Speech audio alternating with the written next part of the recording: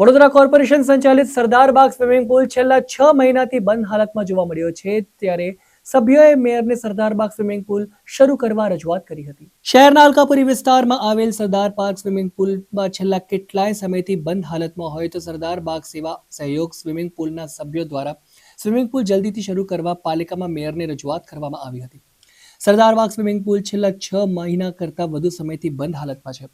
Swimming પુલના તળિયામાંથી હાલમાં પાણી leakage થાય છે, તો જલ્દીથી ગ્રાઉટિંગ કરાવી તેમજ અન્ય જરૂરી રિપેરિંગ કરાવી સ્વિમિંગ પુલ તાત્કાલિક ધોરણે ચાલુ થાય તે બાબતની રજૂઆત સભ્યો દ્વારા કરવામાં આવી હતી। મેયરને રજૂઆત કરતા 1 થી 1.5 મહિનાની અંદર સ્વિમિંગ પુલ ચાલુ થઈ જાય તેવી સભ્યોને ખાતરી આપવામાં આવી છે।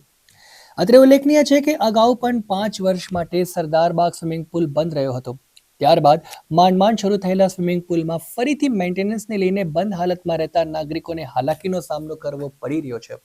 અમે સરદારબાગ સ્વિમિંગ પુલના સભ્યો છે, બરાબર છે। આ અંગે એકચ્યુઅલી સ્વિમિંગ પુલ છેલ્લા 6 મહિનાથી બંધ છે। રેલ આવ્યા પછી બંધ હતો। આ અગાઉ પણ 2-3 મહિના માટે ચાલુ થયો હતો અને ત્યાર પહેલાં 5 વર્ષથી બંધ હતો। આ અંગે અનેક વખત રજૂઆત કરવા છતાં બી સ્વિમિંગ પુલનું મેન્ટેનન્સ બરાબર થતું નથી, રિપેરિંગ થતો નથી અને જ્યારે બી રેલ આવે છે કે આવું પાણી આવે છે, વધારે વરસાદને પાણી ભરાઈ જાય છે અને સ્વિમિંગ પુલ બંધ થઈ જાય છે। આ અંગે પહેલાં બી અમે ઘણી વખત રજૂઆત કરી છે, દરેક જગ્યાએ આવેદનપત્ર બી આપેલા છે, આજે બી આવેદનપત્ર આપેલા છે, બરાબર છે। એમણે એકચ્યુઅલી આશ્વાસન એવું આપેલું છે કે 1-1.5 મહિનાની અંદર ચાલુ કરી દઈશું, અમે ટેમ્પરરી ચાલુ કરશે, બરાબર છે।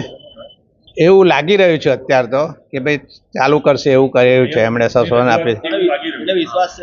હા, એટલો હવે વિશ્વાસ પર જ બધું ચાલે એવું છે, કારણ કે એમાં વસ્તુ એવી છે કે એ લોકોએ અમને કીધું છે કે ભાઈ 1 મહિનાની અંદર ચાલુ કરી આપીશું, એવું કરે છે। મુકેશ દલાલ।